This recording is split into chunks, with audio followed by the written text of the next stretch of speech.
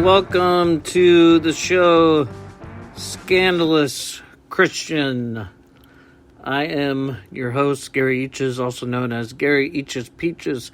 That's actually what this show used to be called, the Gary Eaches Peaches Show. I switched the name to Scandalous Christian.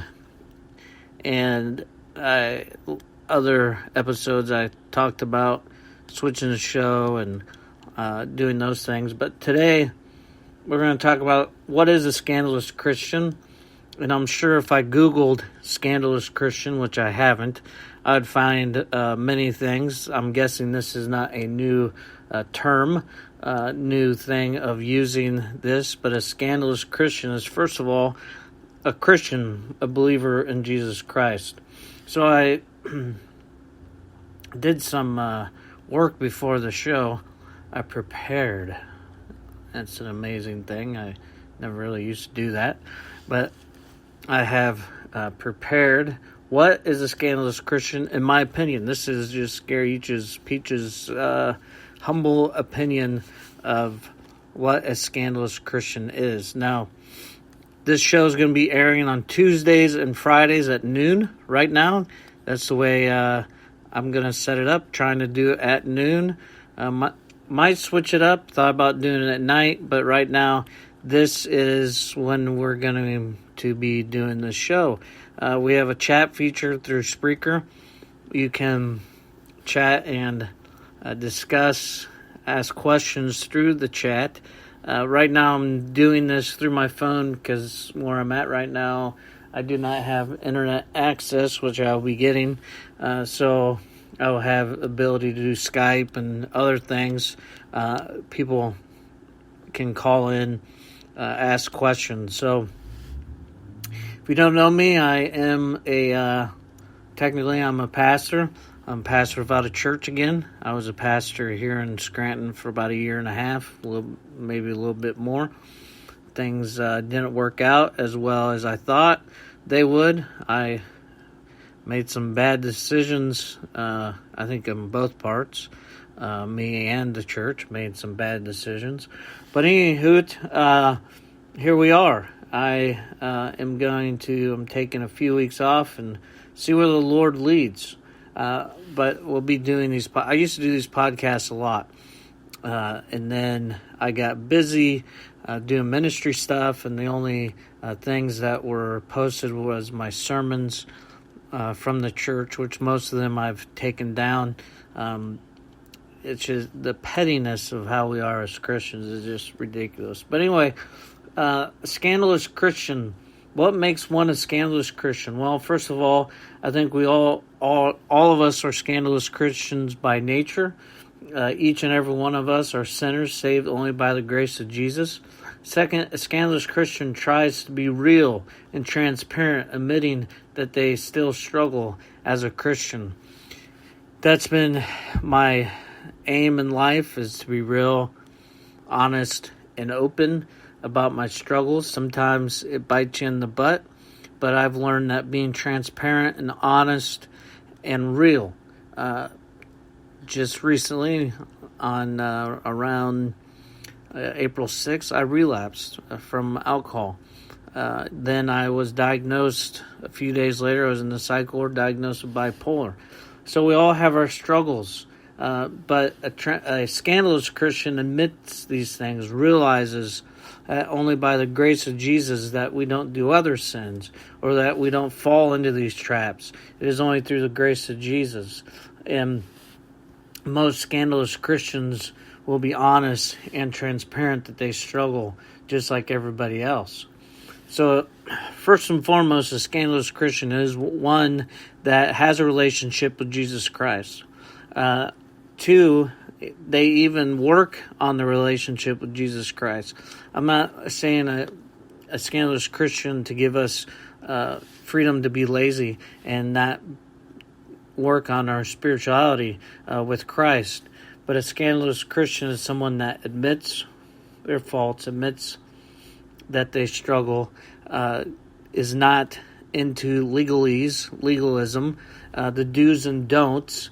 I think in my life, I've become to focus more on what I have in Christ instead of what I need to do to keep my relationship, to earn. A lot of times we get into this earning thing. If a true Christian doesn't, whatever, true Christian doesn't this and true Christian doesn't that. Scandalous Christian is someone that, yes, lives wholeheartedly for Christ, wants to live for Him, but admits that they make mistakes. So I made a list. This might be a 2-part podcast, because as of now I have 29 things that defines might define a scandalous Christian. So number 1, a scandalous Christian might watch bad movies, might watch movies with cussing, might watch movies with violence, might watch movies with all sorts of things. One of my favorite genres of movies is action adventure. And most of those movies have cussing and blood and gore and all that stuff. And a lot of times we get told a good Christian doesn't watch anything that's not PG-13, PG or G. So a scandalous Christian has the freedom of watches bad movies. And I think of, as I'm talking, I think of in Romans where Paul talks about different freedoms, different abilities. Yes, we shouldn't go out seeking the sin, but is it bad to watch action adventure movies with some cussing and blood and gore? I don't think so, but that's just me. So a scandalous Christian might watch bad movies. A scandalous Christian might use bad words. I've learned in life, being in recovery and working with all types of people, some people, you have to speak their language. Just because you might say a curse word doesn't make you less than a Christian than somebody else. A scandalous Christian might drink alcohol. Oh my, if you can handle alcohol. Apparently I can't, but some people do. Some people can. A scandalous Christian might use tobacco. I chew tobacco. I chew. Some scandalous Christian might smoke cigars, smoke cigarettes, might go into bars. Oh my. You know where he's been? He was in a bar. Scandalous Christian might smoke pot from time to time. Holy cow, I can't believe he said that. Can we be a Christian? Can we be saved and still do some of these things? And I would say yes. Are all these things good? Maybe not. But does that make you less than a Christian than anybody else? No. But we all struggle. We all have our things we struggle with. So a scandalous Christian could, from time to time, smoke pot. Listen to bad music. And what do I mean by that? Well, Brother Gary, you're listening to secular music. Some of my favorite genre of music is country, old country, Johnny Cash, Hank Williams Jr., David Allan Coe. I like rock music. I like all types of music. But sometimes we get so focused. A good Christian only listens to worship music. I love this certain Christian stations. I love Christian music. But there's once a year where they encourage people just to listen to Christian music for 30 days. I understand where they're coming from, but it doesn't make me less a Christian for not doing that and for listening to quote-unquote bad music. Number 8, might not always do the right thing. Holy cow. We might not always do the right thing. We might fall into sin. And what we've done in our churches and the Christian circles is if someone makes even a horrible mistake and makes a bad decision, we just throw them out, especially pastors and elders and church leaders. We just don't want anything to do with them. We're not willing to walk beside them. Might not always do the right thing. And some people have a struggle with how I say sin is sin. There's no sin that's worse than any other sin. In our minds, that's not the case, but in God's mind, I believe that is the case. Number 9, might fall back into a bad habit or addiction. All of us fall into bad habits. All of us have some sort of addiction.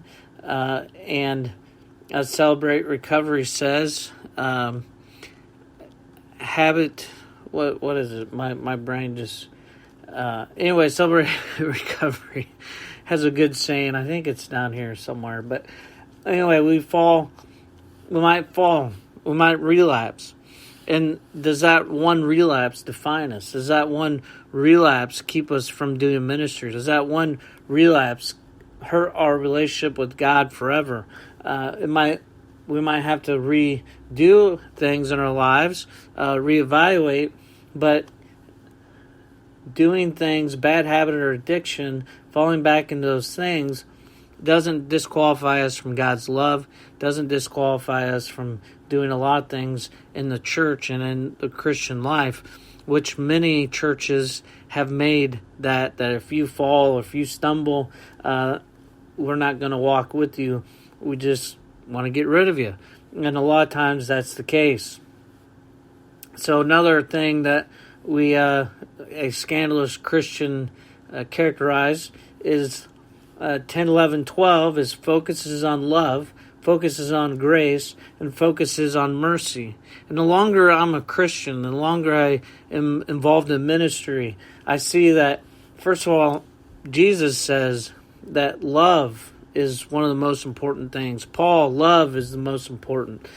To love people despite their yuckiness, despite their sin, and focus on grace, giving people grace, and that we all stumble and we all fall, but we're still going to love them in Christ's love and having grace, and then mercy. And I get that sometimes we need to keep people accountable. We need to deal with people's sin or our own sin. But one thing that I've really worked on in my life is become less sin-focused and more love-focused. Become less sin-focused and more grace-focused. And become less sin-focused and become more mercy-focused. Having mercy. And as you look at the scandalous Christian, they make the weird decisions, the tough decisions of loving people despite their failures, loving people despite who they are, having grace and mercy and those things. And those 3 things define a scandalous Christian. Why would I say that? Is because a lot of times when we play church, we go to church, we have all our religious activities, and everything has to be this way, and we're just Sunday morning only Christians. We miss out on loving each other unconditionally, having grace unconditionally, and have mercy unconditionally. Number 13, what defines a scandalous Christian is see the good in the most undeserving people. And it goes with the 3 before. See the good in the most undeserving people. See that everyone has potential. Everyone has there's a purpose and meaning for their lives. And see the good in the most undeserving people. Number 14, not quick to come down with judgment. We all struggle with judging people. We all struggle with that. I have learned this. And this is very true, at least what I've seen. People that start a sentence out with saying, I don't judge, or we're not judging. Usually they're trying to defend themselves because they're about ready to judge you, or they feel guilty because they are judging. So people that have to start out with the sentence of I don't judge, they probably do. There's a saying I've said since I went to a rehab a few years back. One of my counselors would say a hard truth, and then he'd say, I'm not judging, just saying. Not judging, just saying. And I would say that, and I do say that as more of a joke, because many times I am judging. And I'm just saying. So